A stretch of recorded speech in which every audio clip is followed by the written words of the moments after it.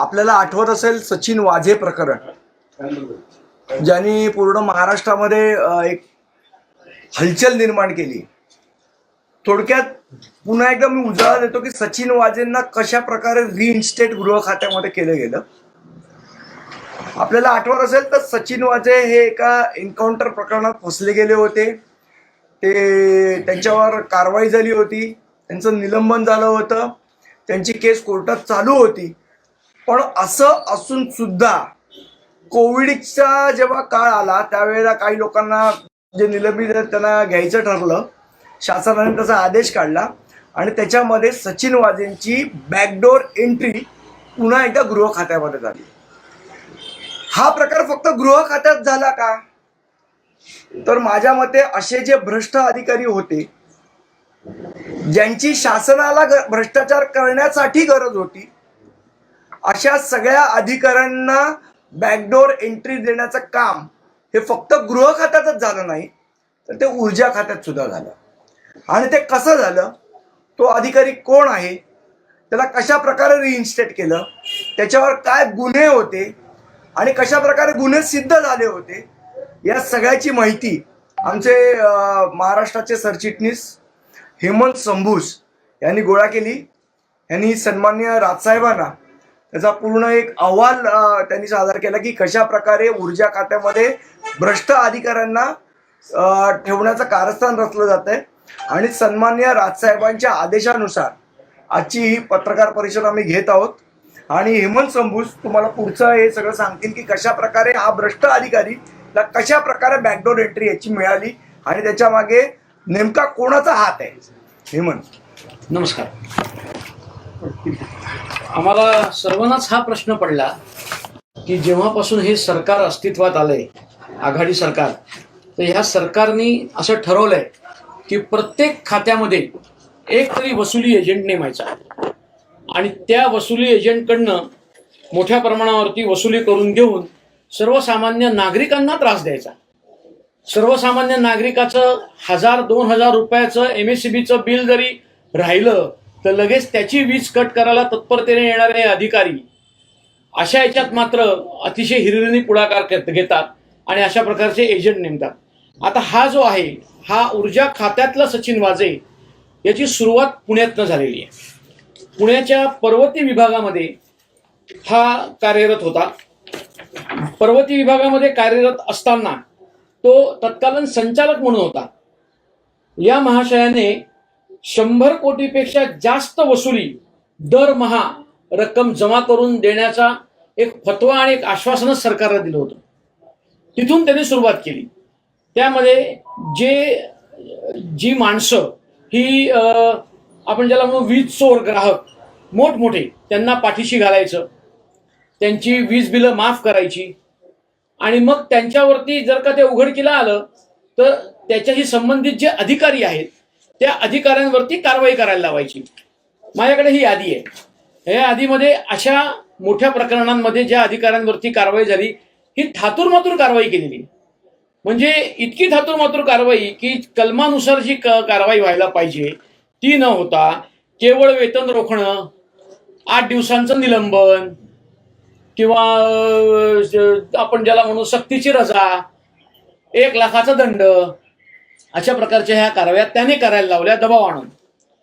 एवढंच नाही, याच्यानंतर हा माणूस वसई विरारला वसई मंडळाला तो अधीक्षक अभियंता म्हणून होता आणि ह्याच्यात पण त्याच्यावरती काही गुन्हे दाखल झालेले. आता ह्या माणसाचं नाव, या सचिन वाझे ज्याला आम्ही म्हणतोय, हा आहे संजय ताकसांडे. हा संजय ताकसांडे आत्ता महावितरणच्या संचालन पदावरती नियुक्त आहे. अतिशय मोठं पद आहे की जे थोडक्यात काम सांगा फक्त काय आहे त्या पदाचं काम. या पदाचं काम खरं सांगायचं तर कलेक्शनच आहे. महाराष्ट्रातलं कलेक्शन करून द्यायचं. माझा मूळ प्रश्न हा आहे की हा माणूस जो संजय ताकसांडे, ज्याच्यावरती असंख्य गुन्हे दाखल आहेत वेगवेगळ्या पोलीस स्टेशनला, याला 15 दिवसांची कोठडी झालेली आहे, अटक झाली होती. या माणसाला बडतर्फ केलेलं होतं आणि बडतर्फ केल्यानंतर पण या माणसाला परत कसं काय तुम्ही या पदांवरती आणलं, एवढ्या मोठ्या पदावरती, याची चौकशी करण्याचे राज्य सरकारला आदेश हे राज्यपाल आणि पंतप्रधान कार्यालयाकडून पण आलेले आहेत, त्याचेही पुरावे आहेत आपल्याकडे. असं असून ह्याची चौकशी का केली नाही? काही सामाजिक कार्यकर्त्यांनी, उदाहरणार्थ भालचंद्र कदम म्हणून एक सामाजिक कार्यकर्ते आहेत, तर त्यांनी सुद्धा ह्याच्यामध्ये चौकशी व्हावी अशी मागणी केली होती लाचलुचपत प्रतिबंधक कायद्याकडे, त्या विभागाकडे. आम्ही देखील तक्रार दाखल केली आहे, त्याची पोच आमच्याकडे आहे, आम्ही त्यांची पण तक्रार दाखल केलेली आहे. हे होऊन त्याच्यावरती काही कारवाई नाही, आणि आज तो माणूस बिनदिक्कतपणे संचालन पदावरती कार्यरत आहे. हे काय आहे? म्हणजे ही कुठली पद्धत आहे या सरकारची? म्हणजे ही अशीच माणसं गोळा करून त्या खात्यावरती ठेवायची आणि वसुली एजंट यांना नेमून 100, 200, 300 यांना टार्गेट द्यायचं आणि ते टार्गेट वसूल करायचं. हा या सरकारचा सर्वात मोठा अजेंडा आहे. कारण GR आहे 2010चा शासनाचा, की त्या GR द्वारे कधीही अशी नियुक्ती करता येत नाही. मग जर त्यावेळेला, म्हणजे जेव्हा त्यांना अटक झाली होती, त्यांना ही झाली होती, तेव्हा डिपार्टमेंटल इन्क्वायरी झाली होती, तेव्हाचे प्रधान सचिव ऊर्जाचे दिनेश वाघमारे आणि महावितरणचे व्यवस्थापकीय संचालक विजय सिंगल यांनी पण या गंभीर चौकशी तक्रारीचे पंतप्रधान आणि राज्यपालांना त्याच्यावर नियुक्त केलं, त्यांची चौकशी करू म्हणून. त्यालाही हरताळ फासलाय राज्य सरकारने. जर त्यांच्याकडून हे निर्देश आले आणि जर का त्यांना सांगितलं चौकशी करायचे, तर राज्य सरकारचं अडतंय कुठे घोडं? का नाही चौकशी करत? का त्याला अटक करत नाही? का त्याला निलंबित करत नाही? का त्याला बडतर्फ करत नाही? हा मूळ प्रश्न आहे आमचा. आणि मग हे अशीच माणसं या पदांवरती कायम राहणार आहेत का? अहो, तुम्ही 7 गंभीर गुन्हे त्यांच्यावरती, 7 गंभीर गुन्हे, एक सोडून 7 गंभीर गुन्हे. आणि सर्वात महत्वाचं म्हणजे त्यांच्या जे एक फक्त ही ऑर्डर दाखवतो, तुम्हाला वाचून दाखवतो, ही Maharashtra state electricity distribution company लिमिटेडनी काढलेली ऑर्डर आहे.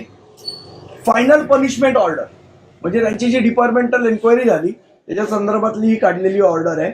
आणि त्याच्यात ते काय म्हणतात, on careful perusal of about documents and paper, I have come to the conclusion that you have been offered fair opportunity to return departmental inquiry to defend the charges. बरोबर आहे? मग त्यांची पूर्ण एन्क्वायरी कंप्लीट झाली आणि ते म्हणतात the charges level against you and proved in departmental enquiry are very serious and acts of misconduct.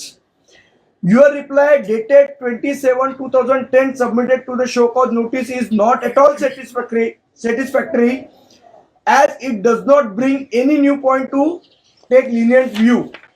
And in view of above facts and circumstances, Shri R.B. Gautam, Regional Executive Director, I and Company Authority in exercise of the power delegated to me while Schedule C, appended to MSEDCL, Employee Service Regulation, read with SR 9L2G, pass following the order. And order अशी आहे pass झालेली, dismissal from service of MSEDCL. आणि हे पत्र लिहिलंय त्यांनी कोणाला? तर ते संजय ताकसांडेला लिहिलं. म्हणजे ज्या माणसाचं 2010 मध्ये डिसमिसल झालं, त्याच्यावरचे चार्जेस प्रूव्ह झाले, त्याला 14 दिवसाची न्यायालयीन कोठडी झाली, अजूनही जामिनावर आहे, तो अजूनही जामिनावर आहे. आणि अशा माणसाला पुन्हा एकदा ऊर्जा खात्याने, नितीन राऊत साहेबांनी असं काय स्पेशल त्याच्यामध्ये बघितलं? काय त्याचा चेहरा आवडला की नेमकं काय आवडलं? की काय पैशाची आर्थिक देवाणघेवाण झाली? कारण जसं सचिन वाजे प्रकरणामध्ये पुढे येते की 100 कोटीची, तशी यांना काही टार्गेट दिली आहेत का? आणि मग सरकार असे जे भ्रष्ट अधिकारी आहेत त्यांना हे सरकार पुन्हा पुन्हा का आणतंय? म्हणजे एकदा सचिन वाजेचा फटका खाल्ल्यानंतर पण सरकार का सुधरत नाहीये? का सरकारला एवढीच चटक लागली पैसे खायची? हा महत्वाचा प्रश्न आहे. सर्वात महत्वाचा प्रश्न आहे, ऊर्जा मंत्री जे आहेत ना, ते महावितरण आणि महामंडळाचे अध्यक्ष पण असतात. कुठलीच नियुक्ती ही त्यांच्या आदेशाशिवाय होत नाही. म्हणजे याचा अर्थ यांची नियुक्ती होताना त्यांना माहिती होतं की ह्यांचं बॅकग्राऊंड काय आहे. मग जर का त्यांचं एवढं बॅकग्राऊंड स्ट्रॉंग असताना, काळा इतिहास त्यांचा असताना सुद्धा ऊर्जा मंत्र्यांना असं का वाटलं की ह्याला एवढ्या मोठ्या पदावरती आपण नियुक्त करावं? अशी कुठली गरज भासली ऊर्जा मंत्र्यांना? म्हणजे जे ऊर्जा मंत्री शेतकऱ्यांना मोफत वीज देऊ शकत नाहीत मी आज तुमच्या माध्यमातून ओपन चॅलेंज देतो ऊर्जा मंत्र्यांना, माझ्याकडे, आमच्याकडे, पक्षाकडे शेतकऱ्यांना मोफत वीज कशी देता येईल याचा पूर्ण आराखडा आत्ता तयार आहे. त्यांनी म्हणावं तो उद्या आम्ही बसायला तयार आहोत चर्चेला. मग जो माणूस ते करू शकत नाही तो माणूस हे मात्र करू शकतो की ज्या माणसाचा काळा इतिहास आहे त्याला या पदावरती मात्र नियुक्त करू शकतो. हे चॅलेंज त्यांनी स्वीकारावं ऊर्जा मंत्र्यांनी. नाही म्हणतात ना आमच्याकडे, आम्ही पॅकेज मागत फिरतोय ना केंद्राकडे आणि याच्याकडे, आम्ही देतो तुम्हाला कशी वीज मोफत देता येते शेतकऱ्यांना हे आम्ही तुम्हाला सांगतो. पूर्ण आराखडा तयार आहे. चला बसा चर्चेला. कोणाचे काय प्रश्न असतील तर? अनेक मुंबईकरांची बिलं जी आहेत ती राहिलेली आहेत, अद्याप अधिकाऱ्यांना नोटीस येतात. अशा अधिकाऱ्यांना आणून कुठेतरी या बिलांची वसुली केली जाते. नाही, असं आहे, ह्या अधिकाऱ्यांचं काम काय, जे मोठे थकबाकीदार आहेत त्या मोठ्या थकबाकीदारांचे पैसे माफ करायचे आणि सामान्य माणसाचं घर लुटायचं, अशा मोडस ऑपरेंटीमध्ये अधिकारी आहेत. आणि आमचं हेच म्हणणं आहे की जे मोठे थकबाकीदार आहेत त्यांना काही होत नाही आणि सामान्य माणसाला मात्र वीज बिलाचा त्रास होतोय. या सगळ्यामध्ये त्याच्या नोकऱ्या गेलेल्या आहेत, कामधंदे बुडालेले आहेत, उद्योगधंदे बुडालेले आहेत लोकांना. अशा ह्याच्यात वितरण कंपनीचे अधिकारी त्रास देतात त्यांना. पण जे मोठे थकबाकीदार आहेत त्यांना काही होत नाही, कारण या भ्रष्ट अधिकारी अशा आणून बसवलेले आहेत त्यांनी. संदीपजी यांच्यावरती काय म्हणजे यांनी गुन्हा केला होता भ्रष्टाचार, त्यामध्ये ते आतमध्ये गेले होते आणि आता जामीन. सांगतो आता ऐका.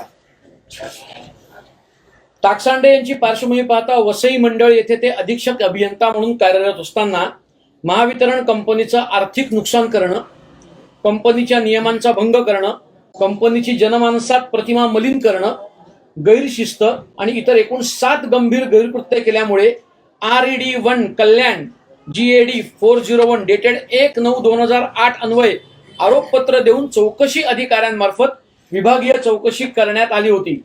त्यांच्या विरुद्ध ठेवण्यात आलेले सर्व आरोप शाबित झाल्यामुळे, हे प्रूव्ह झाले सगळे आरोप, त्यांना महावितरण कंपनीच्या सेवेतून आदेश क्रमांक सो अँड सो 247 दिनांक 6/8/2010 अन्वये बडतर्फ करण्यात आलं होतं. म्हणजे ही ऑर्डर होती. त्यानंतर ऑर्डरची कॉपी आहे आपल्याकडे, ते सगळे पुरावे आपल्याकडे. टाकसांडे वसई मंडळ येथे अधीक्षक अभियंता म्हणून कार्यरत असताना त्यांनी स्वतःचा स्वार्थ आणि वीज ग्राहकाचं हित डोळ्यासमोर ठेवून भारतीय विद्युत कायदा कलम 2003च्या कलम 135 अन्वये वीज चोरीचा गुन्हा दाखल असलेल्या वीज ग्राहकाची बेकायदेशीर सुनावणी घेतली आणि त्या वीज चोरीच्या गुन्ह्यातून सुटका करून देण्याच्या दृष्टीने फायदेशीर ठरेल असा निष्कर्ष काढला. म्हणजे जो त्याला फायदेशीर ठरेल, त्या वीज चोरीचा जो हे होता त्याला. आणि कार्यकारी अभियंता विरार यांना वीज चोर ग्राहकांविरुद्ध दाखल केलेला गुन्हा मागे घेण्याकरता पत्र दिलं की तुम्ही याच्या विरुद्ध हे केलेलं हे मागे घ्या. सदर प्रकरणाची चौकशी सुरू झाल्याचं पाहून आवक जावक बारनिशीमध्ये खाडाखोड केली. याबाबत महावितरण कंपनीने टाकसांडे यांच्या विरुद्ध ठाणे जिल्ह्यातल्या माणिकपूर पोलीस स्टेशनला 16/7/2010 रोजी फौजदारी गुन्हा क्रमांक 249/2010 नोंदवला आहे. सदर प्रकरणी टाकसांडे यांना 21/7/2010 ते 4/8/2010 अशी 15 दिवसांची न्यायालयीन कोठडी सुनावण्यात येऊन त्यांना अटक करण्यात आली होती. ते अजूनही जामिनावर असून माणिकपूर पोलीस स्टेशन तर्फे त्यांच्या विरुद्ध दाखल फौजदारी क्रमांक 249/10 ची प्राथमिक चौकशी करून तक्रारीत सत्यता आढळून आल्याने टाकसांडे यांना अटक करून वसई न्यायालयात आरोपपत्र क्रमांक 13-000-67-7/2011 दाखल केलेले असून सदर प्रकरणाची सुनावणी अद्यापही सुरू आहे. म्हणजे अजूनही त्यांच्यावरचे चार्जेस तसेच आहेत, ते सुनावणी चालू आहे. अशा कर्मचाऱ्याला निलंबित करण्याचं, कोणत्याही वरिष्ठ पदावर नियुक्ती न देण्याचा महाराष्ट्र शासनाचं व महावितरण कंपनीचे सुस्पष्ट नियम असताना देखील सदरचे सर्व नियम डावलून टाकसांडे यांना संचालन या पदावर बेकायदेशीरपणे नियुक्त करण्यात आले. आता हा जो आहे ना, हा GR आहे. नियुक्ती झाली आहे 17/3/2021 आता मार्चला. 10 वर्ष ते बाहेरच होते. म्हणजे हे सरकार आलं आणि आता काय झालं? मग आता काय असं अचानक साक्षात्कार झालं की हा माणूस एकदम चांगला आहे. हे शासनाचं परिपत्रक आहे की अशांना तुम्ही ठेवू शकत नाही कुठल्याही पदावरती. हा तो GR आहे, हे स्पष्ट लिहिलेलं आहे. मग असं काय घडलं की तुम्हाला ताकसांडीची गरज लागली आणि त्याच्यावरती ऑलरेडी एवढे गुन्हे दाखल आहेत, ज्याला अटक झालेली होती? एजंटचं जाळं चालवतं ते. 100%, 100%. त्याशिवाय होतच नाही ना. म्हणजे मला तुम्ही सांगा की ह्याच्यामध्ये जर का मागचे तत्कालीन, मी तुम्हाला सांगतो बघा, तत्कालीन ऊर्जा सचिव अरविंद सिंग आणि व्यवस्थापकीय संचालक संजीव कुमार यांच्याकडे ह्या तक्रारी आल्या होत्या. मग त्यांनी का कानाडोळा केला? तेव्हाच त्यांनी का कारवाई नाही केली? तक्रारी येऊन पण नियुक्ती का? तेव्हाच्या तत्कालीन ऊर्जा सचिवांनी यांनी का नाही केलं मग ते, जर त्यांच्याकडे एवढे पुरावे होते तर? आणि ह्याच्यानंतर पुढे जाऊन जर का तुमचे प्रधानमंत्री कार्यालय आणि राज्यपालांकडनं आदेश येतोय तरी राज्य सरकार याच्यामध्ये का दखल घेत नाही? तुम्ही आता कोणाकडे तक्रार केली? राज्य सरकार आम्ही लाचलुचपत प्रतिबंधक विभागाकडे याची तक्रार केलेली आहे वरळीला. त्यांना पत्र सुद्धा दिलेलं आहे. आणि आमची ऊर्जा मंत्री जर स्वतःला क्लीन समजत असतील किंवा ते असतील, त्यांचा हात स्वच्छ असतील, तर त्यांनी तातडीने निलंबित करावं त्यांना. तातडीने. आणि जर करणार नसतील, सेवेतनं काढून टाकणार नसतील त्यांना, तर मला असं वाटतं की मग आम्हाला आंदोलनाशिवाय पर्याय उरणार नाही. मग ऊर्जा मंत्र्यांच्या घरावर आम्हाला मोर्चा न्यायला लागला तरी आमची तयारी आहे. आणि मग त्याचे परिणाम ते भोगतील. जर असे भ्रष्ट अधिकारी बसणार असतील आणि लोकांच्या गळ्याला फास लागणार असेल तर आम्ही ऊर्जा मंत्र्यांना पण सोडणार नाही. मग रस्त्यावर फिरणं पण ऊर्जा मंत्र्यांचं मुश्किल होईल. म्हणजे जे नितीन राऊत अगदी आपण ज्याला म्हणू की बेदरकारपणे तुमच्याच माध्यमातून सांगतात की नाही नाही ग्राहकांची वीज तोडायची म्हणजे तोडायची, त्या ऊर्जा मंत्र्यांनी हे काम करून दाखवलं. म्हणजे हे फुकट लोकांच्या विमानाने फिरणार नितीन राऊत ऊर्जा मंत्री आणि असे अधिकारी बसवणार.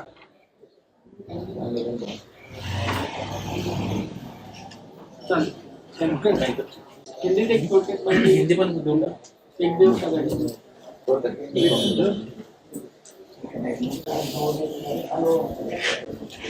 दिवस सेट आहे ना 15-20 अंड.